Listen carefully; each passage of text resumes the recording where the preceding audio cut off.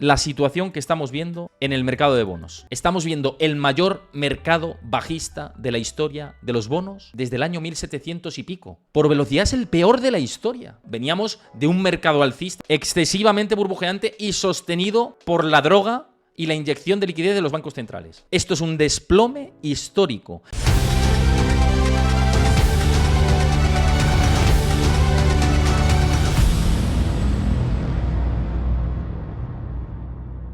Antes de ver el vídeo al completo, recuerda darle a like, suscríbete a mi canal y déjame tu comentario. Y bien, arrancamos las claves de la semana. Esta sección, como siempre, patrocinada por Trade Republic. Trade Republic ya sabéis que es el broker que utilizo para invertir a largo plazo, para invertir en ETFs, para invertir en bonos. Ahí os pasa Chris toda la información. Os enseñé el otro día mi cuenta. Ahora mismo no quiero perder el hilo de toda la información que tengo que analizar. Iré programa a programa también echando un ojo a la cuenta de Trade Republic, a enseñaros los ETFs que hay. Os he hablado hoy, por ejemplo, en un short sobre el uranio. Que sepáis que en Trade Republic tenéis ETF del uranio, que es que si veis lo que ha cotizado el uranio es una locura. La cotización del uranio. Hay un ETF de Global X, por ejemplo, que lo tenéis disponible en la plataforma de Trade Republic, que ha subido más de un 30% en lo que va de año. Aquellos que estéis interesados en esta temática de inversión, no es recomendación de inversión, pero que sepáis que tenéis ETFs de todas clases de activos. Tenéis bonos desde €1 fraccionados, bonos corporativos, bonos europeos, y el dinero que no destinéis a la inversión, que es lo que os enseñé el otro día, tenéis el vídeo también en mi canal de YouTube subido, el del otro día, os renta a partir de este mes de octubre, importante, todo el dinero que no metáis a invertir os renta al 4% a partir de este mes de octubre. Es decir, que si invertís en bonos al 5% y queréis tener una parte de liquidez que decís, oye, quiero jugar con esto y no invertirla, 4%, y lo promedian al mes. Es un 4% anual, pero promediado al mes. Así que pincha en el enlace que te deja Chris por ahí. Si ves esto desde YouTube, lo tienes en el enlace de la descripción y lo tienes también en el comentario fijado, y échale un ojo, porque merece la pena. Tienen un montón de productos ETFs súper baratos y tirados. Ya os enseñaré, ya os digo, pues todos los productos que hay, cómo bucear por la app y que, bueno, que juntos también lo conozcamos, ¿no? Así que vamos al lío. La primera clave de la semana, importante, la primera clave de la semana que os quiero comentar, que tiene que ver con lo más inmediato, ¿no? Es el conflicto entre Israel y Palestina.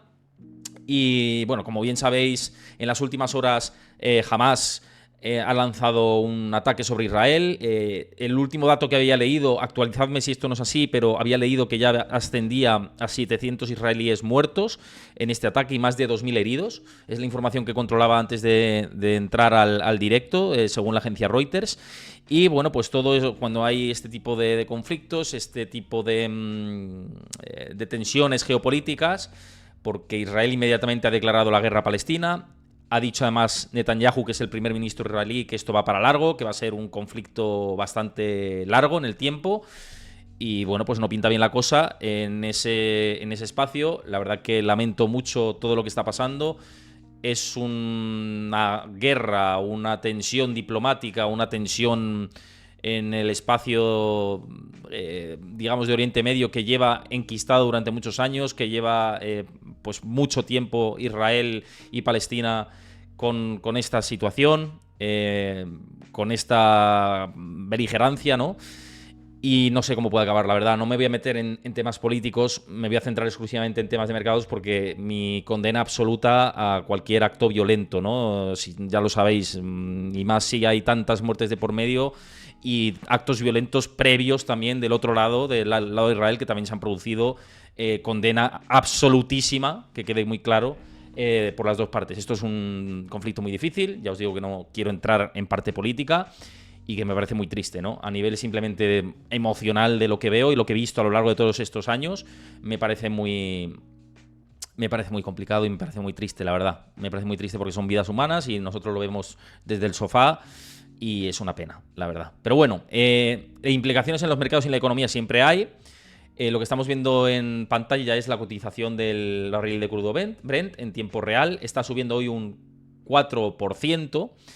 Y en los mercados, en realidad, pues no estamos viendo una implicación tan directa. Se esperaba que quizá hoy pudiera haber algo de caídas importantes en la bolsa de Estados Unidos.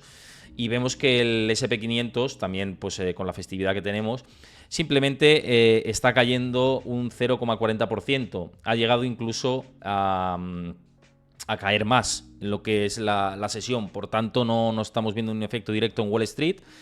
No se está viendo, es la realidad. Y el problema, como está diciendo también Bona Casino en el chat, es que esto escale con otros países de la Liga Árabe, o lo que se conocía antiguamente como la Liga Árabe, o países colindantes que sí que están en contra de las actuaciones de Israel, como puede ser Jordania, por poner el ejemplo, ¿no? Entonces, vamos a ver en qué queda todo esto. Yo no soy un experto en geopolítica, es la realidad. Yo soy más experto en las implicaciones que esto puede tener en términos económicos y financieros y de los mercados. Y mucha gente me ha preguntado por las redes sociales qué va a pasar con esto, si va a haber una tensión en el petróleo en especial y cuál es lo que pasa, qué va a pasar de cara a los mercados. Y lo que yo creo que me parece muy importante analizar es lo que os voy a enseñar aquí en pantalla, ¿no? ¿Qué pasa habitualmente con los mercados? ¿Qué pasa con los mercados cuando se producen tensiones bélicas? Esto que compartía Jeroen Blanc en su cuenta de Twitter, cogiendo de referencia isabelnet.com. Y lo que se observa siempre es que hay una reacción muy fuerte a corto plazo en los conflictos. Lo que sí vimos este fin de semana, ayer domingo, es caer la bolsa de Israel, el índice principal de Israel, más de un 6 o un 7%. Es una reacción de corto plazo muy normal y muy lógica después de que se desate esta locura, ¿no?, que hemos visto, y este ataque tan masivo por parte de Hamas. Pero lo que suele pasar es una sobrereacción muy importante en el primer día, una caída posterior en el corto medio plazo y después una recuperación. Lo hemos visto incluso en conflictos mucho más elevados, ¿no? Y aquí tenéis los promedios de lo que suele pasar cuando hay este tipo de conflictos en los mercados. Ya os digo que la referencia en este caso sería la bolsa israelí, porque en Wall Street no está pasando de momento nada, a no ser, como decía por aquí nuestro amigo Bona Casino en el chat, que pues todo coja una mayor dimensión, ¿no? Y entre en otros países. Pero, por ejemplo, fijaos lo que vimos con la crisis de los misiles de Corea del Norte, ¿no? Un total de caída del 1,5%, 14 días el suelo, recuperación a los 36 días. En promedio, por no entrar en todo, porque tenéis aquí ejemplos de todo tipo, desde la crisis de los misiles de Cuba, fijaos, caída intradía del 0,3%, total de la caída menos 6,6%, días al suelo 8 y recuperación 18 días. Pues bueno, el promedio de todo esto, vale, me voy a acercar un poquito el micro, que luego desde YouTube me dicen algunos usuarios que si no se me escucha bien. Y no quiero que me digan que no se me escucha bien. Entonces me voy a acercar un poquito el micro. Pero lo que os decía, el promedio de todo esto es una caída en el mismo día que se produce la historia del 1,1%, un total de caída del menos 6,1%, es decir, desde que se produce el hecho hasta el suelo, un menos 6,1% de media. Y luego, fijaos, 49 días de media. Ahí, a ver, dejadme un momentito. Aquí. 49 días de media. 50 prácticamente. Redondeando son 50 días de media. 49,8%, 48,8%. 49,8 días, perdón, de media, para recuperarse desde el suelo. Esto ha sido así históricamente. E incluso en la guerra de Ucrania tenemos el ejemplo. Incluso en el COVID, que lo muestra aquí. Incluso, fijaos en Pearl Harbor, que sí que fue una locura. Que el ataque de Pearl Harbor, los que os guste la historia, los que no, pues os lo cuento muy a grosso modo. El ataque de Pearl Harbor fue el motivo o la excusa, llamadlo como queráis, para que Estados Unidos entrase en la Segunda Guerra Mundial. Y ese ataque sí que fue fuerte, supuso la entrada en guerra, y por eso hubo una caída mayor intradía del 3,8% en la sesión, del 19,8% desde digamos, el ataque Pearl Harbor hasta el suelo de mercado, y luego 307 días de recuperación. Pero eso fue Pearl Harbor, ¿no? Con lo cual, siempre cualquier evento geopolítico adverso tipo el que hemos visto es una oportunidad a futuro. A largo plazo, a un plazo de 49,8 días de recuperación. Había gente por aquí, comprar, no comprar. Cada uno que haga exactamente lo que quiera, porque hay que analizar muchas más cosas, y esta es la primera clave, y es solo una clave de las muchas que vamos a ver. Pero en términos bolsa, lo que estamos viendo en pantalla es que se generan oportunidades. Hay suelo a los 22 días de media y después una recuperación. Esa es la realidad.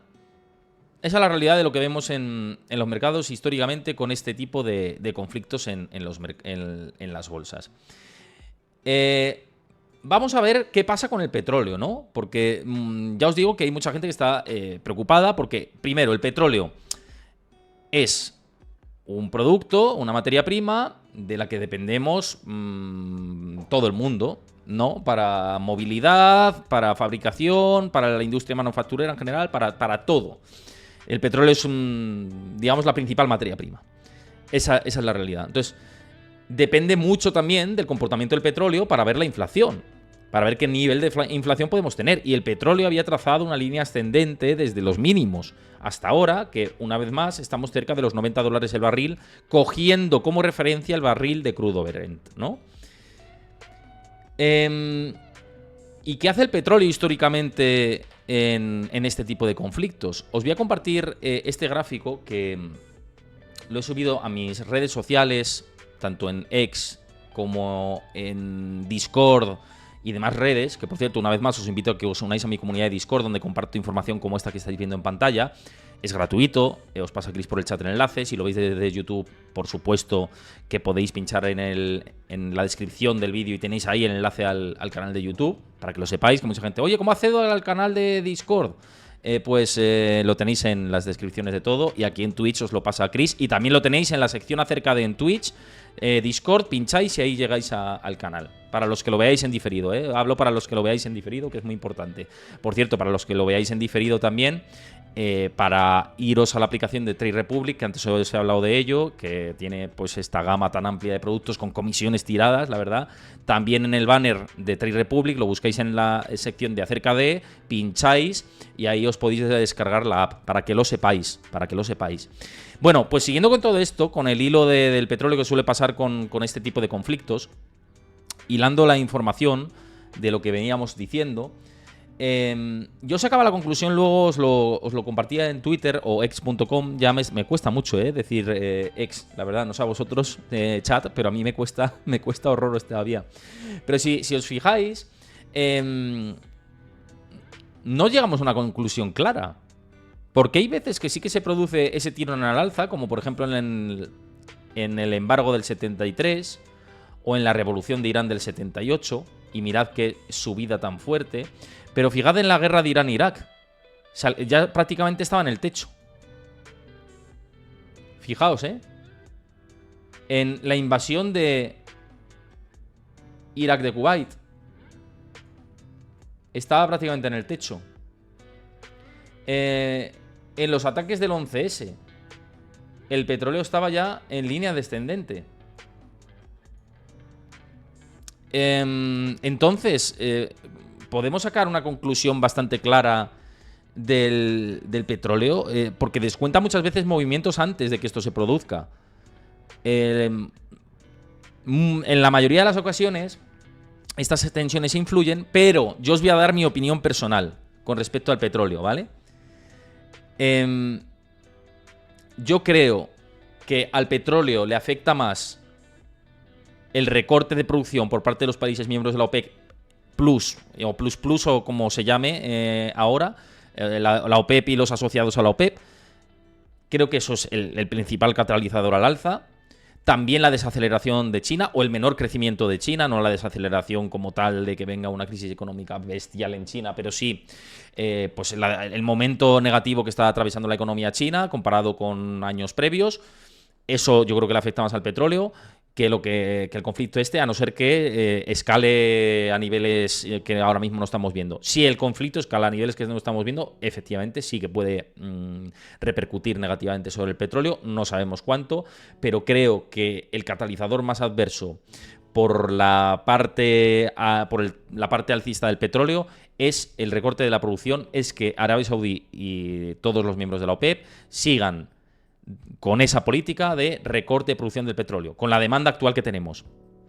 Ahora, si la demanda actual sube muchísimo, imaginaos que China de repente entra en escena, ¿vale? Imaginaos que China entra en escena, se recupera, empieza a demandar petróleo a saco y la oferta sigue siendo limitada.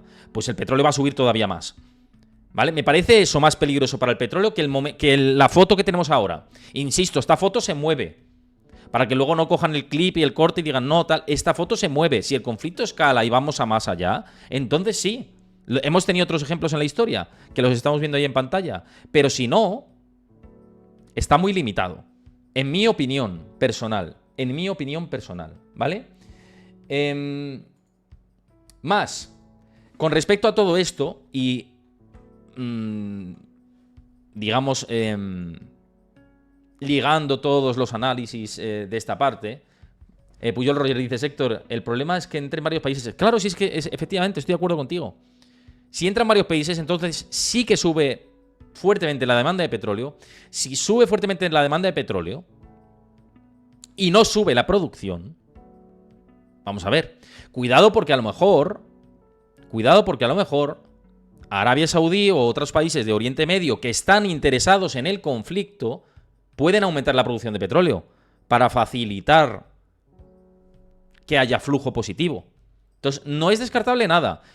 Ahora, si entran más países, si ese escenario que estás diciendo ahí en el chat, que por cierto, muchas gracias por comentar a todos los que estáis comentando, que yo siempre os trato como VIPs a los que comentáis, ya lo sabéis. Si ese escenario que dices, que entran varios países, con la producción que tenemos ahora se mantiene, entonces es muy alcista para el petróleo, estoy completamente de acuerdo. Pero con la foto de ahora, me parece más preocupante la otra parte. De hecho, el petróleo por sí ya es alcista. Ya lo hemos dicho en otros programas, que el petróleo en sí ya, más allá del conflicto de Israel y Palestina y el ataque de Hamas y todo esto que ha sucedido, lamentablemente y condenable, todo lo que está ocurriendo y lo que lleva ocurriendo en la región durante las últimas décadas, os diría desde 1947 lo que lleva ocurriendo, en general, todo lo que está pasando por las dos partes, pues es que es eso. Me dices, Fonsito, esto huele a Tercera Guerra Mundial de manual. Bueno, ya ahí no me meto y ya os digo, no soy experto en geopolítica y también se dijo de Rusia y Ucrania, que era la Tercera Guerra Mundial y que Putin iba a activar el botón nuclear y íbamos a morir todos y no lo sé. No lo sé. No me meto en eso. Yo me meto en las implicaciones no geopolíticas, sino económicas que tiene la geopolítica, ¿no? Y fijaos, que es lo que quería decir con todo esto, lo que decía Morgan Stanley sobre la situación del petróleo a raíz del conflicto de Israel y Palestina. Y comenta que no ve un gran impacto para el petróleo con la crisis de Israel por el momento. Por el momento. Dice, ni Israel ni sus vecinos directos son grandes productores de petróleo, por lo tanto, juzgamos que el riesgo a corto plazo para el suministro de petróleo es limitado. Luego yo añadía mi análisis, que es un poco lo que veo y lo que estamos diciendo, ¿no? Que de momento esto es un pequeño grano de arroz en un entorno geopolítico en el que la producción está limitada y el precio se ha disparado. Y esa tendencia puede seguir, ¿no? Ya hemos hablado del petróleo a los 100. Yo sigo en ese barco, aunque me caiga del barco. Yo sigo pensando que el petróleo puede oscilar, tanto VTI como Brent, entre los 90 y los 100. Sería lo lógico, y más con este tema, ¿no? Que está ocurriendo en Oriente Medio, ¿no? Dices, Jordi, Morgan Stanley no está contando que Irán está apoyando a Palestina. Esto se chupa el dedo. Bueno, ya, claro, sí. Es que lleva razón. Lleva razón en todo esto. Pero si apoya suministrando, eso no es favorable al precio del petróleo. Si hay más oferta en circulación, no es favorable a la subida del precio del petróleo. Es lo que quiero digamos en lo que quiero incidir de todo esto. Ahora hay que mirar muy de cerca cómo va toda la evolución, porque es que en cuestión de horas, de días, de minutos, esto cambia por completo. Imaginaos que cierran más el grifo los países OPEP del petróleo en las próximas reuniones. Pues ahí es que se dispara si seguimos igual. Vamos a ver, ¿no? Es un tema complicado. Es un tema complicado y que va a dar muchos coletazos. De hecho, ya os digo, Netanyahu ha comentado que esto va para largo. Es que es lo que ha dicho, ¿no? Esto va para largo. Entonces, si va para largo, es que no es favorable para el control de la inflación. Eso de entrada, ya os lo digo.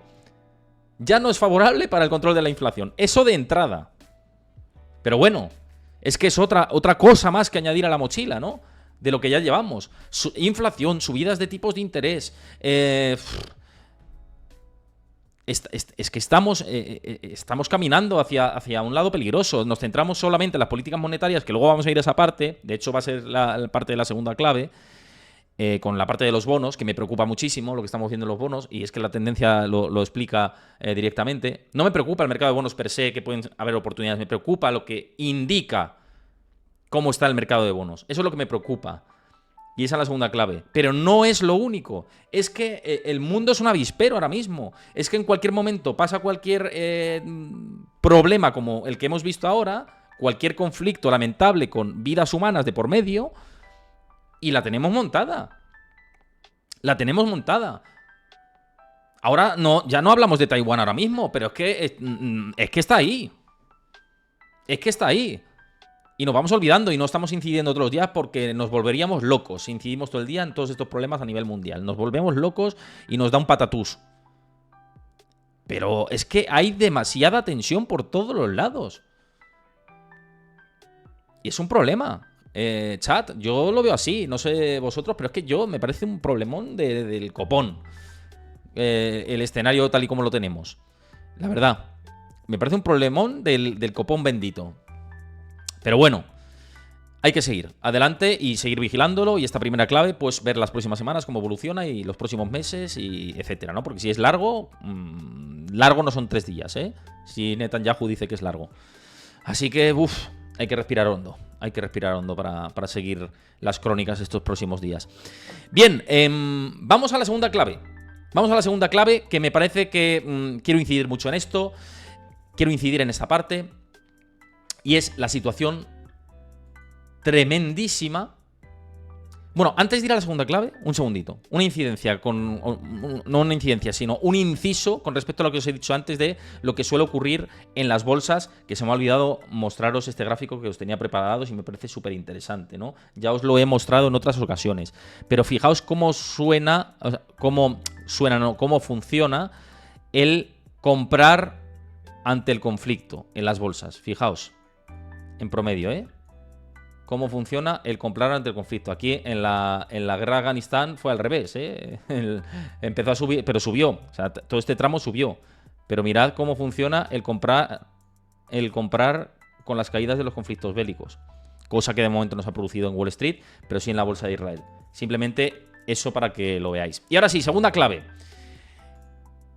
Segunda clave, la situación que estamos viendo en el mercado de bonos. La situación importante que estamos viendo en el mercado de bonos. Es tremendo. Se quita el hipo con todo esto. La verdad es que seguimos ahondando, seguimos profundizando en, digamos, el mercado bajista de los bonos. Bajista por precio, alcista por rentabilidad. Ya sabéis que el bono, una cosa es el precio y la rentabilidad están inversamente relacionados. A mayor precio del bono, menor rentabilidad. A menor precio del bono, mayor rentabilidad. ¿Y qué hemos visto? Caídas en el mercado de bonos. ¿Por qué? Porque la demanda se ha ido en descenso constante. ¿Y esto qué estamos viendo? Estamos viendo el mayor mercado bajista de la historia de los bonos desde el año 1700 y pico. Por velocidad es el mercado bajista peor de la historia. Por velocidad es el peor de la historia. Veníamos, es cierto, hay que decirlo, esto hay que matizarlo, veníamos de un mercado alcista en precio burbujeante, excesivamente burbujeante y sostenido por la droga y la inyección de liquidez de los bancos centrales. Pero lo que estamos viendo ahí en pantalla, esto es tremendo, esto es un desplome histórico. Esto es un desplome histórico. Pero claro, es que un bono a 100 años, el bono a 100 años de Australia, de Australia, no, perdón, de Austria, el bono a 100 años de Austria, pero de verdad, la gente se piensa que la deuda es infinita y que es todo color de rosa y esto iba a ser así de por vida.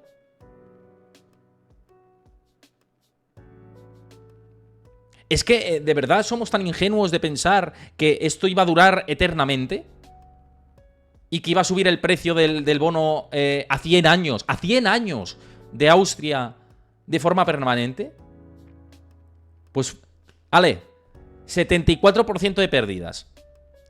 Quien haya comprado, fijaos en la operativa, la risa que es esto. Quien haya comprado en diciembre del 2020 que dijera, ¡ay, qué bien, los bancos centrales al rescate, estamos todos contentos! Quien comprase aquí, ¿qué hace ese tío?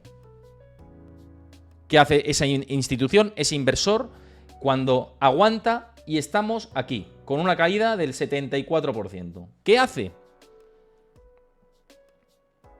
¿Esperar a vencimiento dentro de 100 años?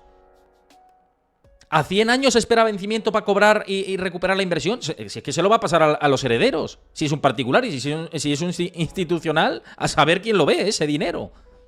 No pasa nada. Quedan 90 y tantos años para recuperar la inversión. No pasa nada. Todos tranquilos. 90 y tantos años para recuperar la inversión. Pues este es el problema de los excesos de la deuda. Esto que tenéis ahí es el problema de los excesos de la deuda y esto es un desplome histórico y muy peligroso todo lo que se ha generado en el mercado de bonos. Todo lo que se ha generado en general en el mercado de bonos. Fijaos, os voy a poner otro gráfico en contexto de toda esta situación. A ver un momentito, pues lo tenía por aquí. Para que veáis en perspectiva lo que estamos viendo. Este es el Bloomberg US Aggregate Bond Total Return Value, ¿vale? Que mide pues todos los bonos de Estados Unidos y la rentabilidad.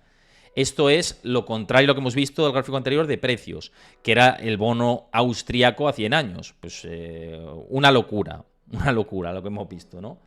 Pues claro, fijaos, todo el rally alcista del chute de liquidez desde los años 80 en adelante hasta ahora, y ahora vemos pues un mercado alcista que es que no lo hemos visto desde... Ya os digo, si tiramos atrás el gráfico, el otro día os enseñé las curvas de tipos desde antes de Cristo hasta ahora. Eso es, bueno, son modelos de Bank of America que os dije que hay que coger, sobre todo datos antiguos con pinzas. Pero si nos vamos muy atrás, es que hay que irse hasta 1748, me parece que es, o 1700, no me acuerdo exactamente la fecha concreta. Pero hay que irse muy atrás en el tiempo para ver un mercado bajista, como el actual, en precio. ¿Lo estáis viendo ahí en pantalla? Lo estoy viendo ahí en pantalla. Por cierto, esto es en precio también, que antes he dicho que es en rentabilidad. Esto es en precio también, el aggregate, ¿no? El total return value. Pues eso, los excesos. Está habiendo retirada de liquidez del sistema. Está implementándose el QT. El institucional se está yendo a fondos del mercado monetario principalmente. Y esto está generando que las rentabilidades suban una barbaridad. Y que los tipos, que las rentabilidades suban una barbaridad y que el precio de los bonos caigan. Eso es lo que estamos viendo ahora mismo.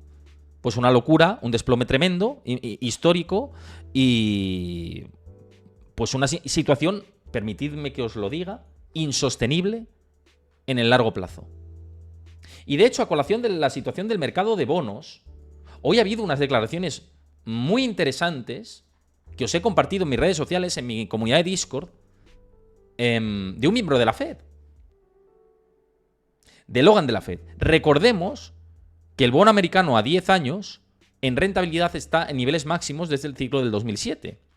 Lo cual lo que evidencia al final es que hay un riesgo, o que en el mercado más institucionalizado de los bonos se descuenta un riesgo de que a futuro, y no sabemos a cuántos meses, porque nadie tenemos la bola de cristal, es la realidad, pero a futuro va a venir algo que no va a ser bueno para la economía. Vamos a decirlo así. No va a ser bueno para la economía. Es la realidad. Y entonces Logan de la Fed, con esta situación de los bonos que hemos visto anteriormente, que es un choteo importante, el bono austriaco, y luego la situación de los bonos americanos, en términos de mercado bajista, es importante. Y a relación con esto dice Logan de la Fed, dice, se necesitarán condiciones financieras restrictivas para reducir la inflación. Pero si las rentabilidades a largo plazo, se refiere de los bonos, hace referencia a los bonos, están más altas, como estamos viendo ahora, puede que haya menos necesidad de que la Fed aumente los tipos de interés. Puede que haya menos necesidad de que la Fed aumente los tipos de interés. Y dice, añade, esas rentabilidades altas quizás se traduzcan en que tengamos menos necesidad de subir los tipos de interés. Es decir, que habla de la pausa. Además añade, hay mucha incertidumbre sobre el equilibrio con la tasa de desempleo. Es muy importante que nos centremos en restaurar la estabilidad de los precios. Sigue lo mismo con los precios, bla, bla, pero lo que nos está diciendo es pausa. Lo que nos está diciendo es pausa en los tipos de interés. Y de hecho los mercados están descontando esa pausa. Es la realidad. El tema es hasta cuándo vamos a alargar esta historia.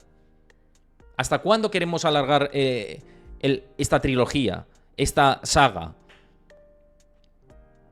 Porque es cierto, y los comentarios que dicen, tanto en YouTube como en otras redes, que es que hablas de crisis desde hace no sé cuánto. Es que es verdad que hablo de crisis desde hace no sé cuánto, y es que voy a seguir hablando de ello. Si es que ese es el problema, ojalá no tuviera que hablar de ello. Si estoy con vosotros, ojalá no tuviera que hablar de ello. Pero es que todo esto está profundizando cada vez a peor. Si es que es lo peor, es que yo creo que no entendéis el fondo de lo que estoy diciendo, con todo el cariño a la gente que va por esa línea. Ojalá estuviéramos en un ciclo expansivo, alcista, en la economía, me refiero, no en los mercados, que eso va por separado, ya lo he dicho muchas veces. Ojalá. Pero si los indicadores adelantados siguen apuntando en esa dirección, lo vamos a seguir comentando aquí y vamos a seguir diciendo que la situación del mercado de bonos es preocupante porque siempre lo ha sido que ha pasado esto. Siempre ha sido preocupante y yo lo tendré que decir. Si me preocupa, lo tendré que decir, tendré que ser honesto con vosotros. Podéis estar de acuerdo, no podéis estar de acuerdo. Y se va a hablar de recesión en 2024. Y si no llega en 2024, se va a hablar en 2025 porque las condiciones van a empeorar cada vez. Y cada vez que se retrase más el ciclo, va a ser peor la llegada de esa recesión. Así que cuando me escuchéis hablar de recesión, cuando me escuchéis hablar de que si 2023 o 2024 o cuando pueda llegar, acordaos que cuanto antes se cumpla esas condiciones que las estamos viendo desde finales del 21 y principios del 22, esas condiciones ya empezaron a asomar a finales del 21 y principios del 22, ojalá hubieran llegado antes. Ojalá lo que dije hubiera tenido razón, porque la recesión sí hubiera sido más suave. Y cuanto más estemos estirando la goma va a ser más fuerte. Ojalá hubiera pasado. El problema es que no está pasando. El problema es que no está pasando. Si yo quiero estar de acuerdo con vosotros, los que no pensáis igual, si es que de verdad, cuando me dice, te lo vas a comer tal, yo digo, me abro 40 botellas de champán contigo. Si esto es una excepcionalidad histórica. ¿Qué pasa? Que es que no me trago que sea una excepcionalidad histórica, que es que no me trago a los bancos centrales, que es que su histórico de mentiras constantes, lógicamente para tranquilizar el mercado entre muchas comillas, me hacen ser desconfiado, perdonadme. Pero es la realidad. Entonces yo lo tengo que decir porque es lo que pienso.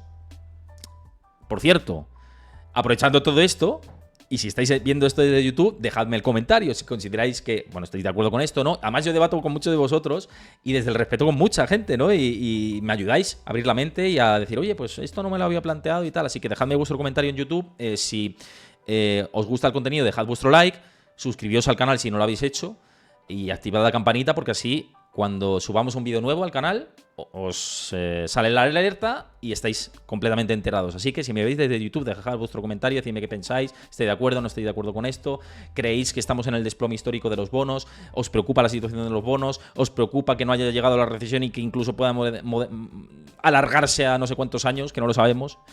Yo creo que por lo lógico deberíamos estar en los próximos 12-14 meses, porque de hecho los indicadores adelantados nos apuntaban entre abril y agosto. Es algo que yo dije en todas mis redes, ¿no? Hablamos de abril a agosto. Ahí apuntaban los indicadores adelantados. Una vez que falla en agosto, no es, ya lo dije en su momento, no es que se vaya a evitar la recesión, es que se alarga el ciclo y que la recesión posterior, en caso de que aparezca, que yo creo que sí, ya os lo he dicho, sería más dura.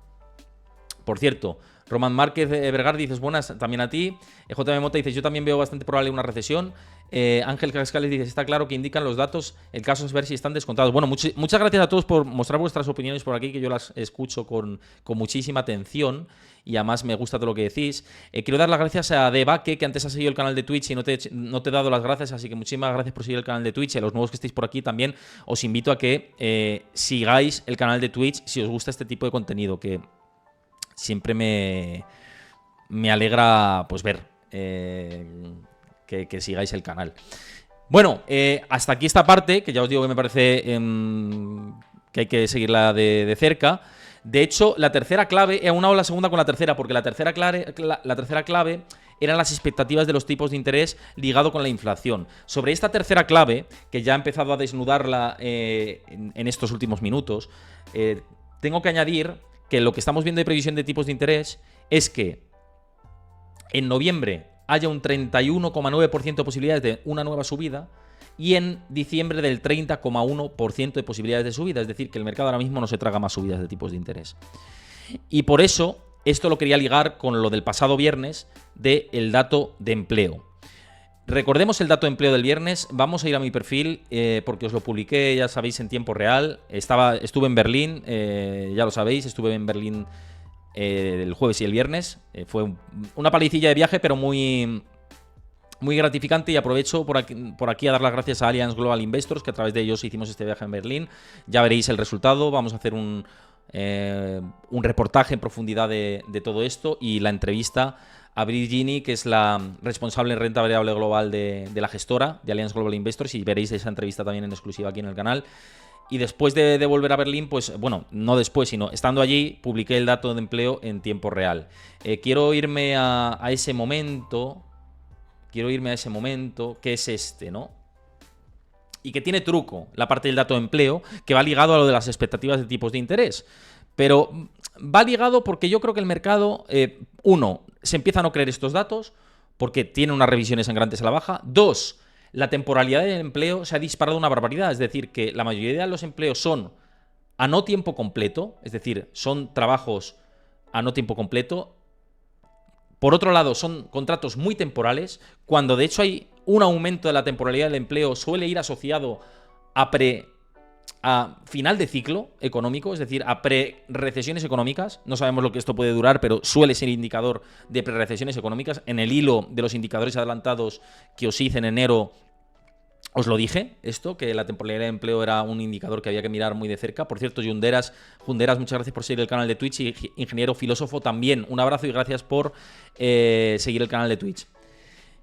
Entonces yo creo que por esas dos variables es un dato que tiene un poquito de truco, que seguramente se ha revisado a la baja en los próximos meses, o sea, que con pinzas, así el dato de empleo, con pinzas, pero es espectacular en términos de la foto que muestran. La foto que muestra es espectacular, que fueron 376.000 sobre 170.000 nóminas previstas y 227.000 anteriores. El dato sobre la base es así. La tasa de paro se mantiene, con lo cual, si la tasa de paro también se mantiene, algo está fallando en el dato. Y luego la parte del empleo público, que es el primer generador de empleo en este ciclo, en este último mes. Con esto hay otro dato muy importante que mantiene a la Fed relativamente tranquila. Os lo compartí también en mis redes, que es las presiones salariales. A la Reserva Federal le preocupa mucho la inflación de segunda ronda, las posibilidades de que se produzca una inflación de segunda ronda derivado de aumentos salariales, y que esos incrementos salariales generen más consumo, más subida de precios, espiral, y pues descontrol en la parte de la inflación. Eso le preocupa mucho a la Reserva Federal. Y lo que estamos viendo es que está controlado ahora mismo, entre muy comillas, en el 4,1%. Es decir, las presiones salariales ahora mismo están un poco alineadas con la inflación subyacente. Y además está, si vemos desde el pico máximo de post-COVID, está en línea descendente. Eso ciertamente algo le tranquiliza a la Fed. Algo. El hecho de que la tasa de paro esté en el 3,8 también le tranquiliza algo, porque recordemos que la publicación de creación de empleo y la publicación del informe de la tasa de desempleo son dos encuestas diferentes. Son dos encuestas diferentes. Con lo cual, el informe de la tasa de empleo nos dice que la situación sigue igual que el mes anterior, pero en la parte de creación de empleo nos dice que no, que se ha crecido una barbaridad, una locura. Entonces, entre una cosa y la otra, la intermedia, por eso digo que tiene truco, pese a la espectacularidad de ese dato que se muestra, y que luego cuidado con las revisiones que se van a producir. Y por eso, pues, la parte de la inflación va a importar mucho lo que tengamos en esta próxima semana. Que, de hecho, esto nos sirve para ligar con la cuarta clave de la semana. La cuarta clave que creo que debemos analizar aquí en el programa, que es el dato de inflación en Estados Unidos, junto con el resto de datos macro. Pero me voy a centrar en el dato de inflación de Estados Unidos y además que va a iniciarse también la publicación de resultados empresariales. Luego os digo un poquito el calendario, porque esto puede generar también volatilidad y movimientos en los mercados. Pero con respecto al dato de inflación, venimos de 3,7% en inflación general en tasa anualizada y el consenso espera que descienda del 3,7% al 3,6%. La inflación general, que en este mes último, haya un poquito de descenso. Y que la subyacente baje del 4,3% al 4,1%.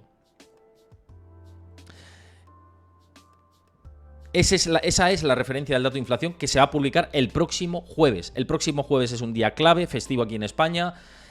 Yo, aunque sea festivo aquí en España, os lo publicaré en tiempo real y pues estaremos en contacto a través de mi comunidad de Discord. Ahí ya sabéis que comparto todo este tipo de información, gráficos, análisis, debates con vosotros, así que uníos porque de verdad os va a gustar todo lo que compartimos. Esta información la vais a tener mascadita en tiempo real y pues simplemente os tenéis que hacer un usuario si no lo tenéis. O sea que Chris os pasa por el chat el enlace. Si lo veis desde YouTube, como os he dicho antes, lo tenéis en descripción del vídeo, en el comentario fijado, el canal de Discord, así que uníos para estar ligados en esta comunidad, ¿no? Y estar en constante contacto.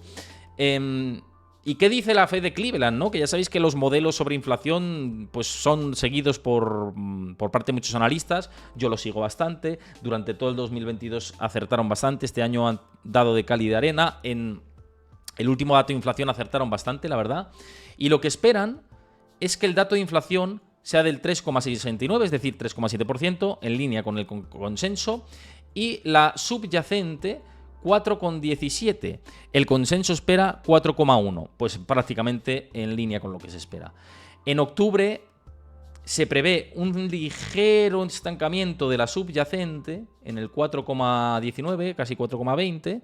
Y se prevé también un ligero descenso hasta el 3,48%, perdón, en la general, en octubre. En este mes, pues habría esa desaceleración desde el 3,7 al 3,6, ellos dicen 3,69, 3,7, es decir, que se quedaría más o menos igual, más o menos estancada. Vamos a ver qué dato surge, pero sin duda es la referencia macro clave esta semana.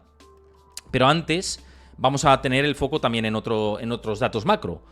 Se va a publicar el PPI el próximo miércoles, los precios de producción industriales. Nos va a dar quizá alguna pistita en ese sentido. También los permisos los permisos de construcción también se van a publicar el próximo miércoles en Estados Unidos. Vamos a conocer las actas del Banco Central Europeo el próximo jueves a la 1:30 de la tarde. También interesante ver qué se dijo en esa última reunión. El jueves también tenemos publicación de peticiones de solicitudes iniciales de desempleo en Estados Unidos y de renovación de subsidios de desempleo para ver cómo está el paro semanal y, por supuesto, lo que hemos visto en pantalla aquí, el dato de inflación, que es una clara referencia, ¿no?, para lo que puede venir a posteriori. Y también, más allá de la parte de macro, por ligar esta cuarta clave con otras referencias que vamos a tener en publicación de datos, aquí tenéis el calendario, que mañana os lo paso esto por Discord, ¿vale? Pero aquí tenéis el calendario de la presentación de los resultados empresariales, que ya arrancamos con las cuentas del tercer trimestre del año. Y vemos que esta semana pues ya empiezan los bancos, empiezan las entidades financieras. Tenemos el jueves de esta semana a BlackRock, que lo veis ahí. Tenéis también a Citigroup y a Wells Fargo. Esta semana Walgreens para ver el comercio minorista, cómo está funcionando, el próximo jueves también. Y luego la semana que viene ya viene un poco la jarana, viene un poco el jaleo la semana que viene. Porque aquí veis que presenta Tesla el miércoles 18, apuntadlo, porque puede generar esos movimientos. Presenta Netflix, también presenta US Bancorp, bueno, muchas entidades financieras, Morgan Stanley, con lo cual el miércoles de la semana que viene va a venir intenso, ¿no? Presenta TSMC, Philip Morris el jueves, Blackstone, también American Airlines, el jueves del 19, no el jueves de esta semana, sino el jueves 19. Y luego ya, pues el viernes American Express, el viernes 20.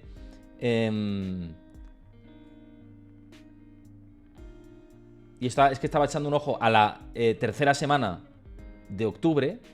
No, a la tercera no, a la última semana de octubre, que yo creo que aquí viene una semana intensa también por muchas tecnológicas que presentan. Porque fijaos el martes 24 de octubre, que presenta Microsoft. Fijaos ahí, presenta Microsoft. Presenta Alphabet, con lo cual martes es un día muy importante. Coca-Cola también, tema parte del consumo. Al día siguiente tenemos IBM, tenemos eBay, Meta, principalmente Meta. Importante, ¿no? Pues ahí veis el calendario de las cotizadas que van a ir presentando sus cuentas paulatinamente, con lo cual viene el jaleo.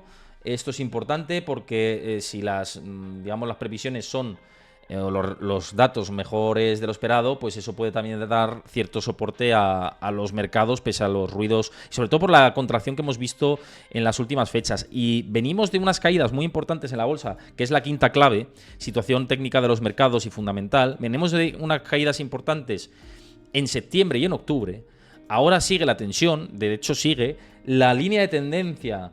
Sigue, la realidad es así, sigue actuando como soporte de corto plazo. Por cierto, Carmen, muchas gracias por pasarte y por saludar y por estar ahí, como siempre, te mando un abrazo. Gracias por escribir por el chat, a todos los que escribís por el chat, yo siempre os lo agradezco muchísimo, que saludéis y trasladéis vuestras dudas. Por cierto, Isma Fonsa dice recesión, repuntes de inflación gordos, crisis de deuda, llámalo como quieras, problemas en el horizonte, sí o sí.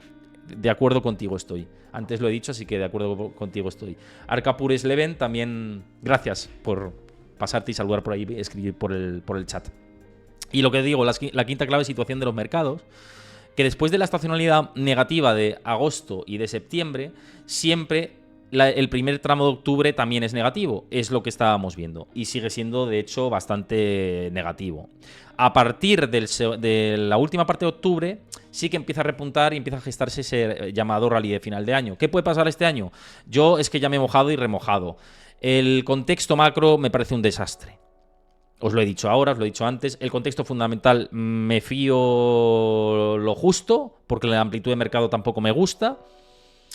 Pero la tendencia es la que es, ¿no? Y digamos, el ánimo del inversor sigue sin ser extremadamente negativo. No es extremadamente negativo. Y si no hay ese extremo negativo, pues hay probabilidades de subir. Lo hemos visto a lo largo de la historia, ¿no? Esto. ¿Qué pasa? Que si hay un evento de crédito, un repunte en la inflación por encima de lo esperado, o un catalizador que no conocemos, o que ya se desarrolle la crisis, imaginaos, una publicación de dato de empleo desastrosa, ¿no? Pero muy mala, de destrucción de empleo de 150.000 puestos de trabajo. Por poneros el ejemplo. Por cierto, saca 90, muchas gracias por saludar por ahí por el chat. Te mando un saludo también. Imaginaos eso, ese tipo de eventos. Ahí sí que la bolsa no tiene recorrido al alza, para mí. Pero si esto no se produce, si no hay ese catalizador adverso que lleve a que los índices y los inversores se den la vuelta, entonces sí puede haber posibilidad de que esto se extienda, aunque no haya amplitud y aunque sea una anomalía tremenda, que para mí me parece que sería poco sano ese rally alcista. Pero pese a que piense que sea poco sano alcista, el rally sería el que es. Y no podemos ir en contra de lo que hemos visto desde octubre. No apoya el fondo de mercado. Encima, si apoyase el fondo de mercado, ya entonces la salud sería mucho mejor y sería mucho más sostenible. y nos iríamos a cotas mucho más altas. En ese caso, en mi opinión. Hablamos de que ahora las referencias en el SP500 sigue siendo, pese a esa línea de tendencia que la está respetando bastante, serían los 4.200, 4.180 puntos. Es la referencia más clara. Y por arriba siempre os lo he dicho, los 4.600 aproximadamente. Y de perder esta primer ataque, luego estarían los 4.000, 4.000 y pico, más o menos. Esto en el SP500, en cuanto a niveles, por lo que os he dicho antes. Pero esto cambia mucho. Esto cambia mucho si aparece cualquier cosa, ¿no? Me dices JM Mota, yo veo un rebote desde estos niveles y un 2024 bastante complicado. Puede ser. Además lo hemos dicho muchas veces, esa hipótesis de doble techo o de conquista de nuevos máximos para luego ya el retroceso. Sería algo muy parecido en términos de mercados, no de lo que vaya a pasar en la economía, pero sería parecido a lo que se vio en el ciclo del 2007, que se alcanzó un techo, una caída, un doble techo, o una subida más alta y luego una caída muy profunda. Eso es lo que pasó en 2007, en el ciclo. No digo que vaya a pasar lo mismo, pero sería es una hipótesis que algunos analistas manejan de subida más hacia arriba o doble techo y entonces ya una caída mucho más pronunciada en ese sentido. Y luego por ver el Nasdaq también, que nunca lo vemos, y me apetecía verlo con vosotros también, de la situación del mercado de la tecnología, que goza de una amplitud muy, muy baja, muy baja, pero está en una zona muy clave, en este rectángulo que os marco aquí. Por la parte de abajo tenemos el retroceso Fibonacci en los 13.000 puntos prácticamente clavados, y luego la siguiente parte serían los 11.700. De superar y de volver a atacar las zonas de resistencia que marcó aquí, en julio de este año, sí que puede ir a buscar los máximos históricos, en ese caso. Vamos a ver, hay muchas causas abiertas, como por ejemplo dicen por aquí en las elecciones de Estados Unidos. Entonces hay que mirar todo esto. Me dices Gonzalo Cillero, y valores del IBEX como Iberdrola, Arcelor o el desplome de IAG, ¿cómo lo ves? Pues no sigo mucho el IBEX, la realidad. Soy más, digamos, experto, si queréis decir entre comillas, del mercado norteamericano, sobre todo en la parte macro. Soy mucho más experto de esa parte, pero si queréis vemos el IBEX rápidamente. No es un índice en el que invierta de manera directa, ni en ETFs ni en ningún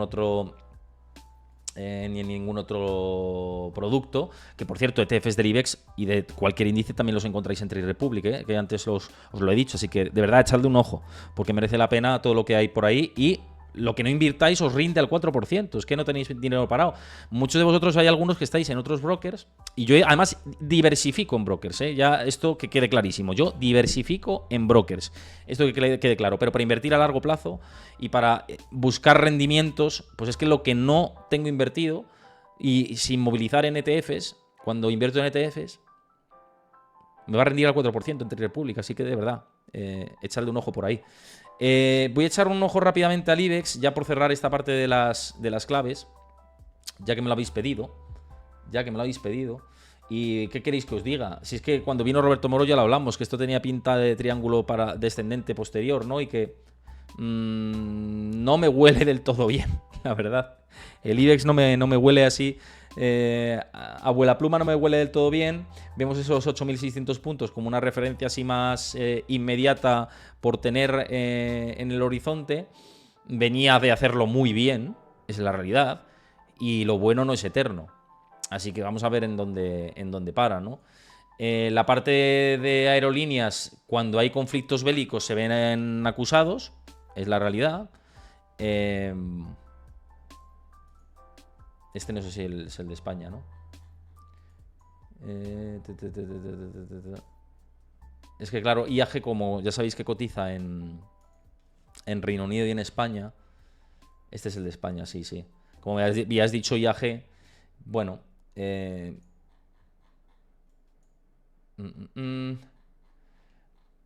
pues a ver, es que yo os soy sincero, yo de las aerolíneas siempre he sido muy positivo post-COVID. ¿Qué pasa? Que la teoría se está dilatando mucho en el tiempo que tenía. Esa es la realidad. Tengo que ser consecuente con lo que he dicho hace tiempo. Yo en algunas aerolíneas tengo posiciones abiertas.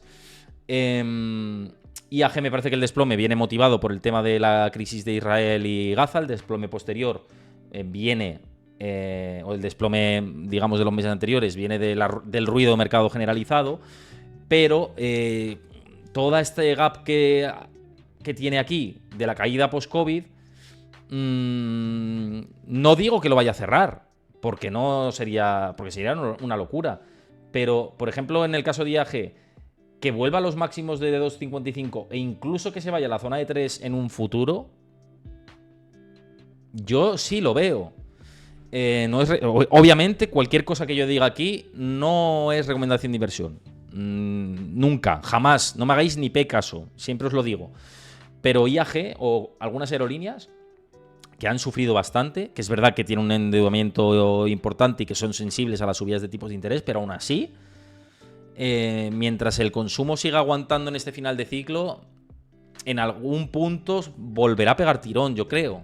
Es mi opinión. Me puedo equivocar y seguramente me equivoque.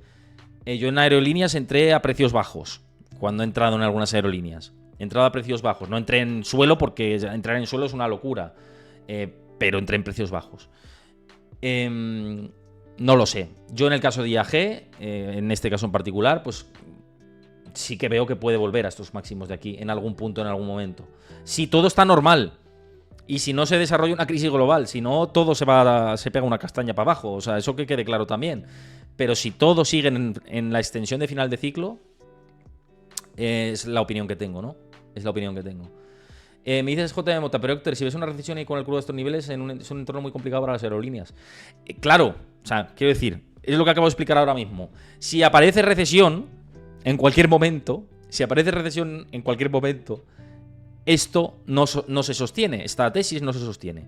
Si se alarga el ciclo, igual que hemos dicho antes con los índices del SP500 tirando hacia arriba a final de año, si no hay un evento adverso. Es lo que creo de algunos valores. Las aerolíneas están altamente castigadas. ¿Que les perjudica un entorno de crudo como ahora? Les perjudica. Que el crudo, de hecho, cuando el crudo ha relajado, ni siquiera han tirado tanto. Han tirado algo. Esto es un mini rally desde los mínimos estos de octubre del 2020. Fijaos. Es un mini rally que llegó hasta, en el caso de IAG, los 2 y pico. Para llegar hasta los 2,5, fíjate el trecho. Pero tenemos una situación peor que en el COVID cuando nadie viajaba y fijaos a qué precios cotizaba en septiembre del 2020. Que cotizó a 0,90. Hombre, pues no lo sé. Me parece una sobrereacción ese precio. Otra cosa, quizá está en precio justo ahora mismo y necesitamos ver algo más para ver algo más arriba. Que ahí te puedo dar la razón, ¿no? Pero desde luego, mínimos, me parece una sobrereacción. En este caso, pero es que como IAG podemos hablar de otras aerolíneas, ¿no? Pero bueno. Y Repsol, que me dices JM Mota, tampoco invierto. De hecho, vamos, nombres propios nunca os voy a decir, porque sabéis que soy periodista y yo tengo que escribir de algunas compañías y no me comprometo, ¿no? Por eso nombres propios, ETF sí os puedo decir, pero nombres propios en concreto no. Pero sí la podemos analizar. Sí la podemos analizar, ¿no? Y verla un poquito así a vuela pluma antes de cerrar el programa de hoy. Fíjate la caída que se metió en la jornada de ayer, Repsol, ¿eh? No estaba al tanto. No en la jornada de ayer, sino en la jornada... Perdonad, esto... Es que lo tengo en gráfico de minutos, ¿puede ser? Vale, claro, ahí estaba el truco, claro. No, Repsol hoy subiendo, claro. Repsol hoy subiendo. Y el viernes sí que tuvo una caída y fijaos la caída que llevaba, ¿no? A ver,